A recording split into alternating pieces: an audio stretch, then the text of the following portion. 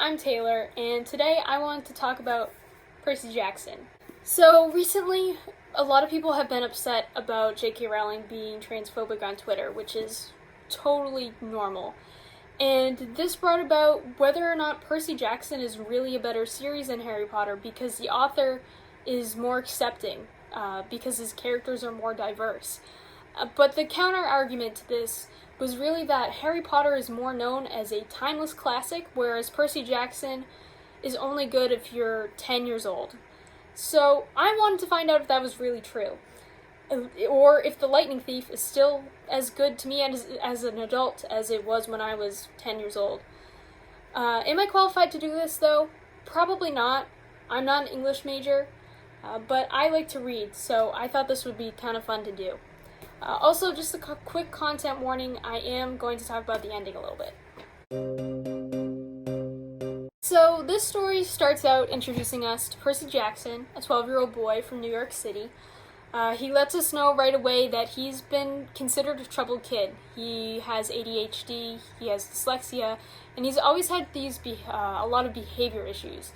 And they're really so bad that he gets expelled from school every single year. He also doesn't have a great home life either. His dad left inexplicably before he was born, and his mother, Sally, works minimum wage jobs in order to make ends meet. And his stepfather, Gabe, he calls him Smelly Gabe, which I'm sure shows you right away his relationship to him. And Gabe is an alcoholic and a gambler who takes Sally's money to buy alcohol and play poker. He also verbally abuses both Sally and Percy.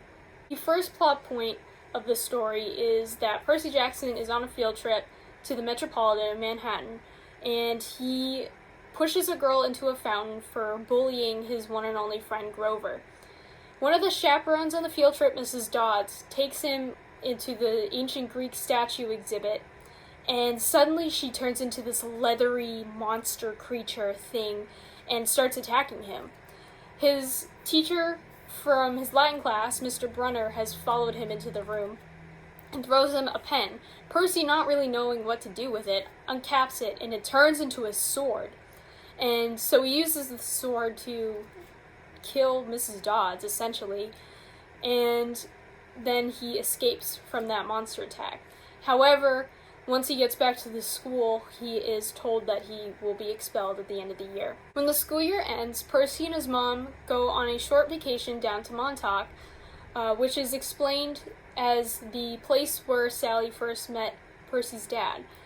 And while they're there, this huge storm comes, and none other than Grover shows up and reveals himself as a satyr, whose mission is to take Percy back to the mysterious Camp Half-Blood, where Sally suddenly decides is the safest place for Percy during this storm. So Percy, Grover, and Sally are chased to Camp Half-Blood by the Minotaur. As Percy and Grover are escaping to camp, the Minotaur grabs Sally, and she disappears in a cloud of gold shimmer. Percy, who just witnessed the death of his mother, leaps onto the Minotaur's head and tears off one of its horns, and it dies. At Camp Half-Blood, once he recovers from his injuries, Percy learns that his former Latin teacher, who is now running this camp, is actually Chiron, who is a centaur who trained heroes in the ancient Greek mythology. He also meets two important characters, one Annabeth, the daughter of Athena, and Luke, the son of Hermes. These two are basically the head counselors of the camp because they've been there the longest. They both decide that Percy should be placed in the Hermes cabin until a god has suddenly claimed him as his son. And this confuses Percy because suddenly his whole world has changed because they have decided that he is the son of a Greek god. So he joins the Hermes cabin, which is the cabin where all the kids go when they're either claimed by Hermes or they don't have a godly parent who has claimed them. And even though this cabin is so large, Percy still feels like an outcast, and he often talks to Luke about this. Percy pretty much immediately starts getting bullied. All of the cabins in camp are based on Greek gods, and the kids who live in them are the children of that specific god. So the cabin that starts bullying him first is the Ares cabin. And the leader of that cabin, Clarice, drags him into bathrooms and he tries to escape, and when he tries to escape, he somehow is able to make the pipes burst and splash water all over everybody but himself. And he's confused as to why he's not wet, but everybody else is. And the Ares kids that are trying to bully him, they walk away angry because they failed at whatever scheme they were trying to pull off. So next is capture the flag, and Percy is stationed alone near this little creek, and the Ares kids who bullied him from before come back trying to get revenge on him ruining their plans.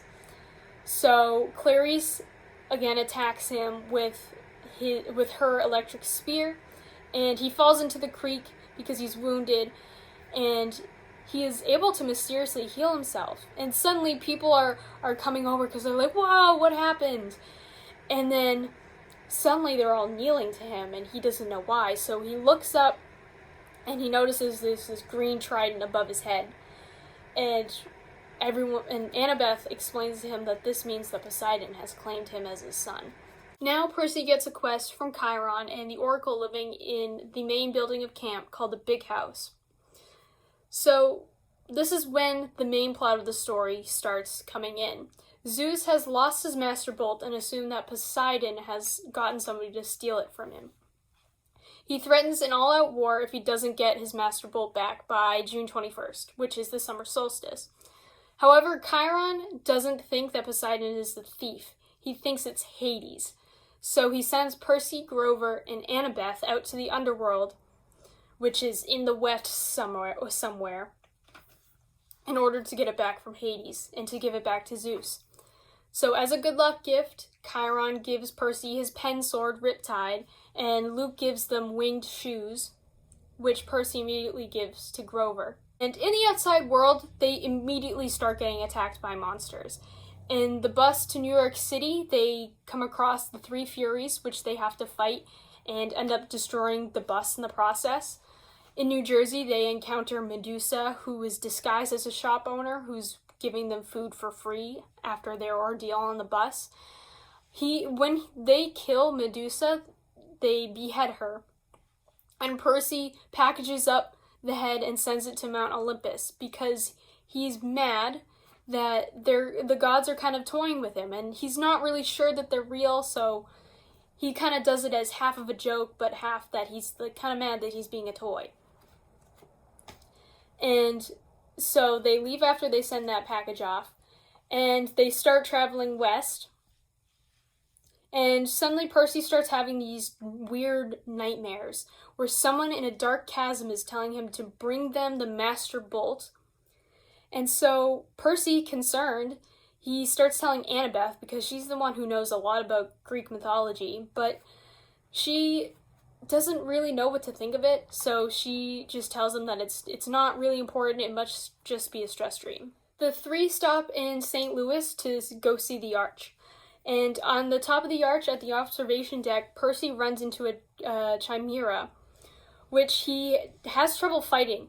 So in order to get out of the fight, he decides to take a chance and jump out to the river below. And he's absolutely shocked when he lands in the water and is completely unharmed. So this is really the point in the story where he accepts that Poseidon is his father because he can breathe underwater and he's not hurt at all. So suddenly this water nymph messenger goddess comes up and tells him that he has to make it to Santa Monica Pier. So when he reaches the surface of the river, he tells Annabeth and Grover that that's where they need to go. So they get back on the train and they go as far as their money can take them, which is Denver. The one important thing that happens when they're in Denver is that they run into Ares, which is the war god, and also Clarice's father. So he gives them a backpack, and they're all confused on why he's helping them. And this kind of seems like a random point at first, but it does actually end up becoming important. After the three run into Ares, they finally make it to Santa Monica, and Percy goes back into the ocean to meet up with the messenger. And the messenger ends up giving him 3 pearls that are supposed to save them from a sticky situation. So with these 3 pearls in hand, the group of 3 go down to the underworld to confront Hades. When the group confronts Hades finally, Percy notices that his mother is standing right by the throne. So now something that I didn't really mention before is that the whole time Percy is wondering if there's a way that he can bring his mom back from the dead. So this is huge for him because he realizes that she's still alive and he can still save her. So the only thing holding him back is that he only has 3 pearls when he wants to bring 4 people back from the underworld. Now, Hades accuses Percy of stealing the Master Bolt and his great Helm of Darkness. Percy swears up and down that he's never even seen the Master Bolt before, and that's what he's looking for, so how could he have it? However, he checks the backpack because he did notice that it was heavier than before, and he finds the Master Bolt in there. So of course, he's astounded because he has no idea how it got there. So Hades doesn't believe him, but he says, hey, if you give me back my Helm of Darkness, I'll let you take your mother home. But of course, Percy doesn't have the Helm of Darkness, so he makes a hard decision and decides that he needs to leave his mother in the underworld and somehow bring the Helm of Darkness back in order to get her later. Back in Santa Monica, the team runs into Ares again, and Ares tells them that he was also being influenced by Kronos, the same way that Percy was, but he had actually taken the bait. So he had somebody steal the Master Bolt and the Helm of Darkness from Olympus. And then he had the bolt tied to the backpack, so when the team got to Tartarus, the Master Bolt would appear inside. And so it would end up starting the war. So Percy and Ares have a fight. Percy wins, and he ends up taking the Helm of Darkness from Ares and gives it to the Furies who have shown up to bring it back to Hades. Then the team takes a plane to New York City to get the Master Bolt to Zeus on time. So they go up to the Empire State Building where Percy gives the bolt to Zeus and sees his father Poseidon. And he tries to warn them, hey, Kronos is trying to awaken from Tartarus and he's trying to take your power. However, Zeus shuts him down and leaves the room and doesn't want to hear another word about it. And Poseidon, before sending Percy home, decides to tell him that he did a good job with this quest and that Sally is waiting home at the apartment. So Percy rushes to the apartment to see his mom, and Gabe, the first thing Gabe does is he tells Percy he's about to call the cops on him. And in an angry outburst, he almost goes to punch Sally, and Sally physically flinches, and Percy realizes that the situation at home must be a lot worse than what he originally thought. So he goes to his room to find the box with Medusa's head in it, and he gives it to his mother, and he says, use this on Gabe. And she goes, oh no, I don't want to do that, that's not really my thing. However, we learn that she sold a mysterious statue to the museum, and is using that money that she got from it to go to college and to send Percy to a good boarding school. So Percy ends up returning to camp for the rest of the summer, and on the very last day, Luke pulls him aside and tells him that he was also working for Kronos. He was the one who took the Helm of Darkness and the Master Bolt, and he says that he doesn't want to be toyed around with by the gods. He's mad at Hermes for not giving him any quests. So he's under the influence of Kronos now, and he tries to kill Percy. So the story ends with Luke going away and Percy deciding that he's going to try and go to the other boarding school.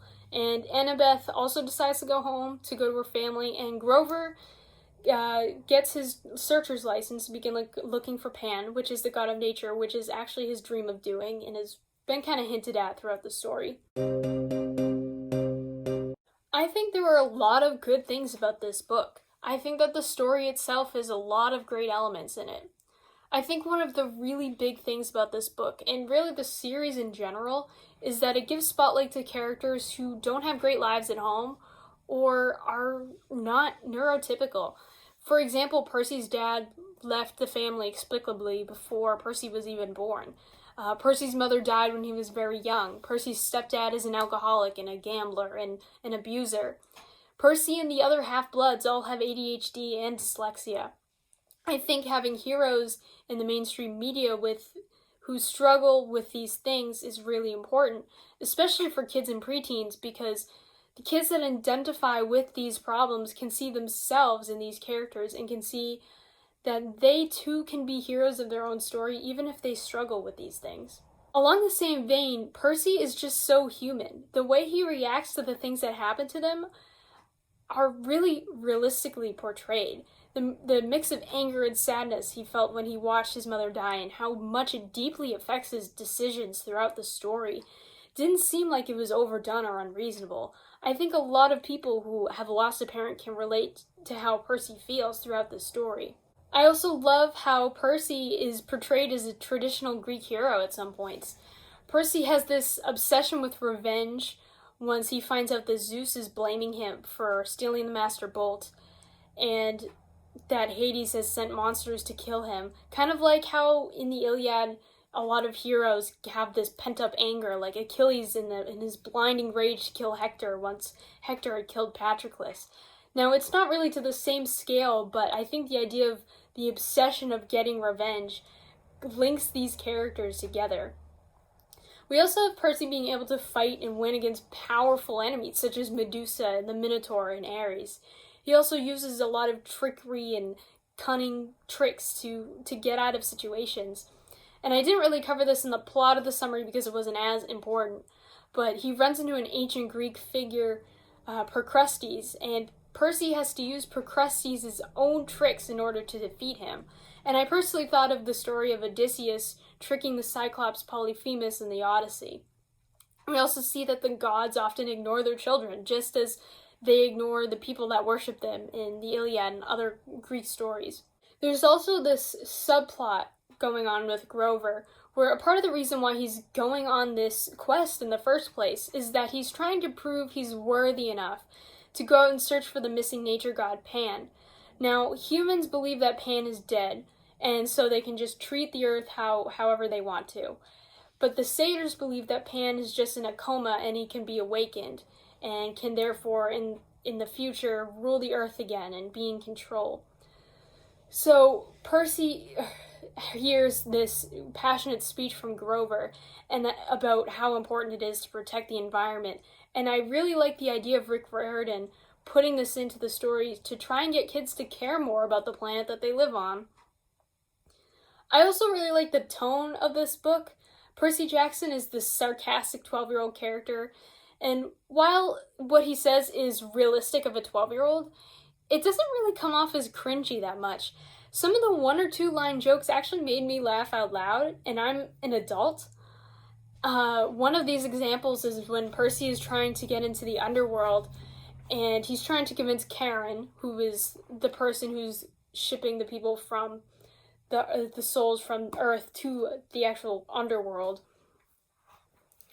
And he's trying to convince Karen that he's dead, and Karen asks, "Are you dyslexic, lad?" And Percy says, "No." I said, "I'm dead." And I know that it's so stupid, but I also just love it at the same time. However, The Lightning Thief also has a lot of deeply serious moments in it as well, and they all mesh together in the story. For example, Percy watching his mother die in the very beginning and having it plague him throughout the story.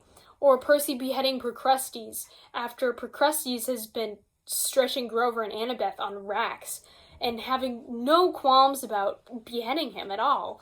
Or the fact that Gabe was physically abusing Sally and that Sally eventually murders him with Medusa's head. I think that the fact that Riordan puts these more serious scenes and elements in here rounds it out a lot more and makes Percy feel like a more rounded out character in general, and it really adds to the story as a whole. So a lot of the bad things in this book are really just small critiques, small one-off things that I noticed that I just kind of went, huh? But then moved on. So a couple of these things have to do with Percy's strength, especially when he's describing his early childhood memories. The first one is on page 40, when Percy's recounting his really, really early childhood. And he describes it as this: I was in preschool, and a teacher accidentally put me down for a nap in a cot that a snake had slithered into. My mom screamed when she came to pick me up and found me playing with a limp, scaly rope I had somehow managed to strangle to death with my meaty toddler hands. First of all, why is there a snake in a preschool around 4 and 5-year-old kids? That doesn't make any sense. What teacher would do that? And second of all, are snakes even that easy to strangle? Like, I know toddlers can have a really tough grip. Like, when they pull on your hair, it hurts. But can they really pull off strangling a snake? Maybe it's just supposed to be Riordan hinting that Percy has this superhuman strength. But I just feel like there could be other ways of showing that aren't so weird.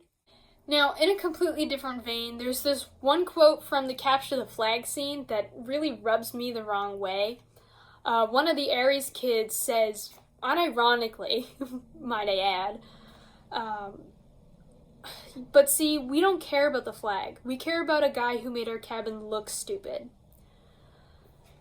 So, is it me, or is this quote just like a little too stereotypical of a bully? Like, it just feels like this is something someone would write a bully to say in a story that's written by somebody who's never been bullied. Now, I've been in middle school, I've been in high school, and I've met mean people, but I don't think any of them would say anything like that. Like, it just seems too fictional, I guess, I don't know. The dialogue, it was just a little strange. The last thing is that there's also this weird incident in the beginning with Grover, right after the group leaves Camp Half-Blood, where he says he can sense Percy's emotions, and he explains that this is a satyr ability. Now, I don't know much about satyrs, so this could be a real thing in the satyr lore, but it just seemed really weird because this is the only time it's brought up in this book. I don't really remember if this comes up later in the in the like story in the series as a whole, but because it doesn't come up again in the Lightning Thief, it just seemed a little weird. So, my overall thoughts on The Lightning Thief is that it really does hold up. I love the way the book was written, and I thought that the plot was super gripping, and the characters are so well-rounded and relatable, at least to a child. I think it's really realistic to portray a child like this. And while not all of the jokes may have hit for me, the ones that did made the story all the better. Now, I haven't read Harry Potter in 10 years or so, so I can't say for sure if it's better than Harry Potter, but I can say that you don't have to be a preteen to enjoy Percy Jackson.